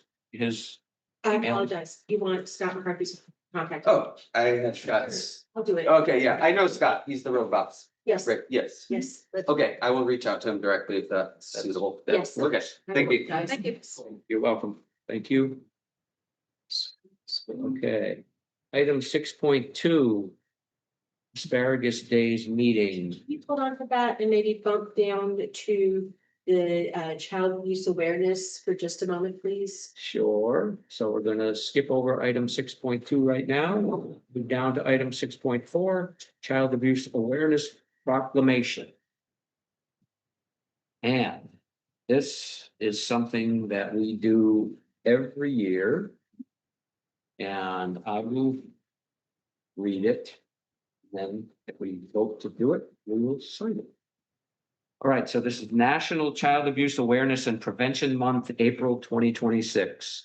Whereas every child is entitled to be loved, cared for, secure, and protected from verbal, sexual, emotional, and physical abuse, exploitation, and neglect. And whereas over 2,200 local children have received services for abuse at the Children's Advocacy Center of Hampshire County since 2006. And whereas by strengthening families and providing safe, stable, and nurturing environments that are free from violence, abuse, and neglect, opportunities are created for children's growth and success, ensuring a secure future for our communities where the needs of children are a priority and the needs of families are met. And whereas preventing child abuse and neglect is a community responsibility that depends on partnerships created among families, social service agencies, schools, faith communities, civic organizations, law enforcement agencies, and the business community. Whereas each April, the town of Hadley and other supporters of the Children's Advocacy Center of Hampshire County ask the public to join in outreach efforts to reduce and prevent child abuse. Now, therefore, we, the Select Board, hereby proclaim that April 2026 will be known as Child Abuse Awareness and Prevention Month in the town of Hadley. We ask all citizens to increase their participation in efforts to prevent child abuse, thereby strengthening the community in which we live. Motion to approve. Second. Motion by Molly, second by Amy. All those in favor? Aye. And I'd like to remind everybody and invite the public that April 2nd, which is tomorrow at noon, we will be doing a proclamation reading with some local dignitaries and for this child abuse proclamation that we do every year. And it'll be a nice little ceremony at noon. And I can't remember which one of you lovely select board members volunteered to read it for me tomorrow. I did it last year. So it's good. No one volunteered. Nicely done. What time is it? Say it, it's an inside thought. It is at noon. Oh, Jane says she's free. I think, wait, Oh, Jane says she thinks she's free. If she's not, then I'll have to make myself be free. Jane is free. Okay, and our writing location will be in front of the children's library area. If it's raining, we'll be meeting in the library in front of the children's section. so back in. Yes, not in the children's area, but outside of it in front of the big glass doors. So Okay. everybody's invited to attend that. Okay, are we allowed to go to item 6.2 now? You are, Mike and I are gonna speak for this. The boys' groups are not able to come this evening. But they did intend to attend, but they were not notified properly, because I told them something else. I told them they could have their liquor licenses, and I forgot to mention they should come to the meeting tonight. That's what happened. Okay, Okay, so Mike, you met with them. Do you want to start with it and then? Yeah, I just, this is really just really the same as the Memorial Day Parade. The way that they did come and they met with all of the departments that they need to meet with all at the same time to discuss their event, so we can make sure that we're in good communication and to make sure they get all their licenses, permits, and everything else. With the fire chief was there, we were all discussing the safety of the event and the best way to set it up. The fire chief is actually gonna work on, trying to get them a parking area that they can shuttle people to and from to make it even safer and also keep people off of Route 47. So what I'm going to ask you to do on their behalf, essentially, just for a safety measure, is they'd like to close down Shattuck Road to through traffic only. They will be speaking with the entire neighborhood. They have actually, I think they probably have already spoken to all of them. can I ask a question? Sure. Please? Number one, you need to tell people when this is. Number two, why Shattuck Road? This, I'm sorry, Stockwell Road. Oh, I okay. typed Shattuck Road. man, that's gonna be a long commute. Yeah, So Stockwell Road. The event is it's a 2-day event, May 30th and 31st. And they're gonna be running it from 10 AM to 6 PM on the 30th and 10 AM to 4 PM on the 31st. And are they gonna have vendors? They're gonna have vendors there, but they are doing their best to keep it more local. So it'll be almost all local content as far as vendors, as far as food, as far as alcohol. They're gonna they're gonna keep their circle really small. They are doing, they can explain it more to you, if they end up in front of you in the future, but they are also gonna be donating quite a bit of their proceeds to a couple of different Hadley specific charities that already exist. So going back to my mistake earlier, Stockwell Road, they're requesting to be closed to through traffic. And they would like permission, and we all think this is a good idea and are in agreement on this. They would like permission to post no parking on Stockwell Road and on Route 47, just in the area of the festival. So people aren't pulling up and stopping and parking right on the side of 47.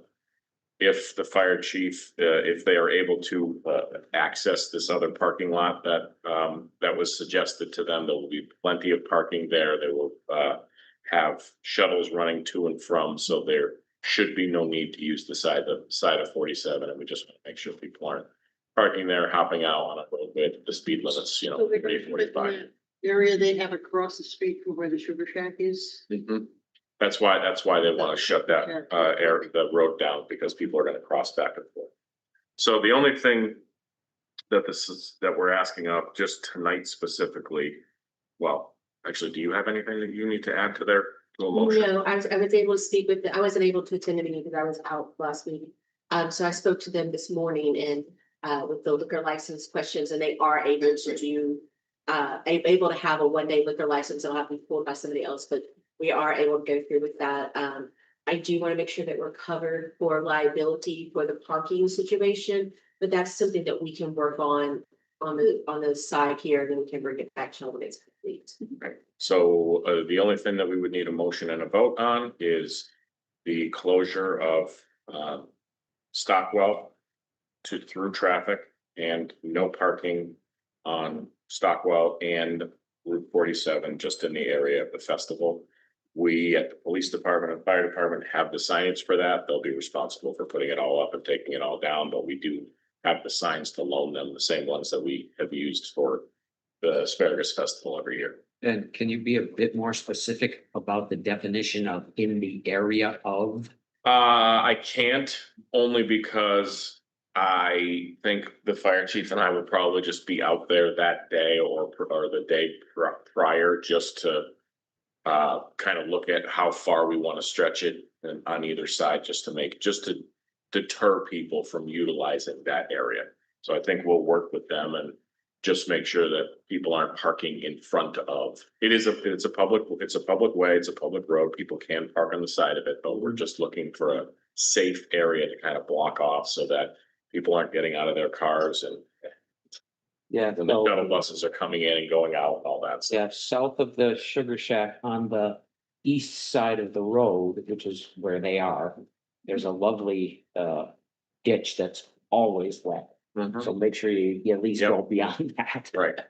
And then as you continue, you have the S curve and, kind of a little bit of a blind drive area. So, just trying to deter that. I think, I would say it would be a matter of, dozens or hundreds of yards probably that we would aim for, not miles. Yeah, and I have a feeling this is going to be very busy since the NEPM Asparagus Festival is not happening. And the word asparagus is in this. It's going to bring a lot of people, and I have no problem with that. We just gotta be really careful about what you guys are talking about, the traffic and crossing the road and things like that. And to that point, I know when the Young Men's Club has events, we always make sure that they're providing adequate staff on their own end of things. So that condition's in place too. Yep, they're gonna be doing that as well. They're also, regardless of where they would be using satellite parking, they're gonna have staff members there as well. We'll spread it And around. are they going to subcontract on our officers to do traffic control? They're gonna have, that was part of the requirements. They'll have officers and medics, firefighters there as well for emergency services. Sounds like a good replacement.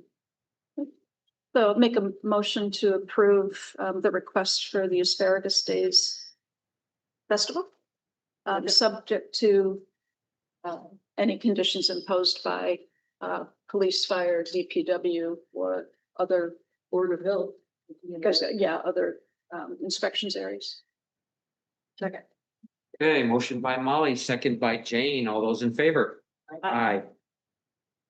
All those opposed? I didn't hear you say anything. I said aye. Oh, okay. I have. In your head, you said aye. I just wasn't in your head. I'm sorry. Okay. Item 7.1, public comment. Anybody here for public comment? Whether, okay, Courtney, online. Hopefully Jennifer can, there you go. You're unmuted. Hi, can you hear me? Yes, ma'am. Yay. Okay, Courtney Meyer, 21 West Street. I speak today as a resident, but for context, I'm the former Russell School Committee Chair and current co-chair of the Historical Commission. With the large budget cuts to crucial town departments, including public safety and public schools, I'd like to offer an idea to help ease the town's financial strain. I care deeply about preserving our historic buildings and believe it's time to consider selling the Russell School in order to save it.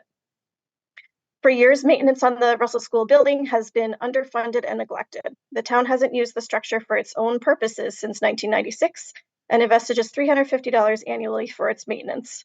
Despite several studies, committees, and an accepted CPA proposal to stabilize the building, which was removed by the town from the warrant within days of town meeting, no plan has moved forward, and the roof continues to deteriorate. The town then spent $40,000 on a study by AHF Boston, completed in May 2025, which will soon expire, as studies like this are typically only good for 1 year. Another study is coming and going without action and on the taxpayer's dime. Over the years, a handful of prospective buyers expressed interest in the building, but were dismissed by the town. We can't justify keeping it as a town property just because it's in a prime location. If we don't take care of it, we should give it to someone who will. Selling the building would generate revenue from the sale and potentially add to our tax base. If the town isn't ready to give up ownership of the land, the town could offer a long-term ground lease while bringing in funds from the lessee. This option would be less appealing for the prospects, as they would be responsible for bringing the building up to code and for ongoing maintenance. I've spoken with a few key folks in town who believe that the microhousing option presented by AHF would be the most feasible and appealing.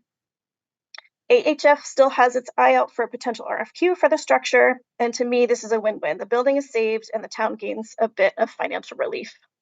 If sold or leased, I strongly recommend implementing legal protections to preserve the historical integrity of the exterior and key interior features. As a reminder, demolition will still cost over $1 million, and I do not believe demolition should be considered. It's a beautiful, structurally sound building that can be brought back to life with the right owners. Thank you. Thank you, Courtney. As you know, we can't discuss this, so we can take it under advisement and bring it up at a later time, but I appreciate the thought. Thank you. Okay. No town administrators report, I hear. Okay, Just rub it in. no, that's okay. Just want to pass it over. I don't want. All right, announcements. Yes, the Climate Change Committee is having a shredding event on May 2nd. That's a Saturday. We'll be here at the Senior Center outside, drive through. I believe it's 10 to noon. Okay, There's also the Hadley Cleanup Day coming up on April 25th. It's on a Saturday. It's from 8:30 a.m. to 1 p.m., rain or shine. They're gonna be gathering at 8:30 a.m. at the Hopkins Academy parking lot to share supplies, trash bags and bagels, and then spread out around town to pick up trash next to the roads, trails, and waterways. You will need to register on the Google form, because the trash is gonna be able to be dropped off at the transfer station, whether or not you have a sticker at 1 p.m. Right. And if you would like to sign up for this, you can reach out to anyone from the Hadley Climate Change Committee or sorry, go ahead. On the website. It's on the town website as well, to sign up. If you'd like to. I highly recommend you sign up for this. I've done it a few times and it's amazing how much trash is on the side of the roads in this town. There we are. There's Yeah. someone who's raised their hand. I think they already missed the public comment. Oh, let's finish this first and then I'll go back to it, okay? I have 2 announcements, is that correct? Yeah. Yeah, so from Amy Jennings. Dear Chief Spanknable, Sergeant Romano and Select Board Member David Phil. I wanted to send a sincere thank you for all your help with our annual Park and Rec Easter hunt. Your support and presence made a huge difference in making the event a success for the community. A special shout out to the Hadley Mothers Club as well. Thank you so much for your generous sponsorship. Quite simply, this work wouldn't be possible without the dedicated volunteers and partners who step up to help. I truly appreciate everything you do. And also, we are still accepting nominations for the Oakley and the annual report dedications. I've been working on the Oh, that's fun. Okay, Molly, you got anything? No, not tonight. I have one thing. We have one. Yes, sirs. So the town of Hadley, we've been working on our update of our hazard mitigation plan for 2026. And I just wanted to get it out there to everybody to get on the town website if you'd like to review the draft of it. We'll be having our second public hearing on April 15th. At 6 p.m. here as part of your select board meeting. There is a Zoom address you can go into too if you want to do that, and you can review the draft of it online on the Hadley website. So thank you to all the members, including you, Mr. Chair, for all the hard work putting it together. Thank you. Thanks, Mike. Let's see. Item 11.1 is. No, Oh, I'm sorry. Go back to public comment. We have somebody with their hand raised. Hi, my name is Laura Nagel. I am at 6 Edgewood Terrace in Hadley. I'm writing today to advocate for preserving equitable services for our students and to urge the committee to have the school override proposal as a separate item. During Dr. McKenzie's school committee meeting on the 23rd, her slides discussed an impact on the preschool, and I'm here today to show my support for our wonderful preschool program. I currently have 3 children at Hadley Elementary School, 2nd grade, kindergarten, and preschool. The preschool program was my children's first experience with formal education, and it has been an overwhelmingly positive one. When my husband and I were deciding whether to buy a home, we were drawn to Hadley due to its close-knit community, small class sizes, and strong schools. Our introduction to the district began with the preschool, which set the tone for everything else that followed. Hadley Preschool is more than just an early education program. It's the foundation on which children build a lifelong love of learning. The program's flexibility, offering half-day, full-day, and variety of weekly schedules, is a significant draw for families across the valley. However, what truly encourages families to stay is the quality of the experience itself. The teachers are dedicated, skilled, and deeply committed to their students. They do an exceptional job fostering early literacy, particularly phonemic awareness, ensuring the children are well prepared to enter kindergarten as confident and engaged learners. Just as importantly, this program is where my children began forming meaningful friendships. I've seen this firsthand. Some of my son's closest friends today are the same classmates he met when he started preschool at age 3. This exceptional program not only supports our youngest learners, but also helps attract school choice families to the district. Any changes to the preschool program, in my opinion, could have a direct impact on the broader school community. Thank you. Thank you. Okay. Anything else, Amos? Amy, you are up. All right, awesome. I'm gonna make a motion that we enter into executive session pursuant to open meeting law, chapter 38, section 21A2. To conduct strategy session in preparation for potential negotiations with non-union personnel. In this case, it would be the potential new town administrator and the fire chief. And also going into executive session pursuant to chapter 30A, section 21E3, to discuss strategy with respect to collective bargaining, in this case, the town unions. If an open meeting may have a detrimental effect of the bargaining position of the town, and if the chair so declares, we will also not be reconvening in open session this evening. As chair of the Hadley Select Board, I state that the board has moved and seconded to enter into executive session, and that I state that discussing the matter in open session will have a detrimental impact on the bargaining position of the town of Hadley. Roll call vote, please, Jennifer. Roll call vote, yeah. Keegan, yes. Isaac, Yes. Nevin Smith. Yes. And Parsons. Yes. Thank you. Okay, this part of the meeting is over. Thank you, everybody, for coming.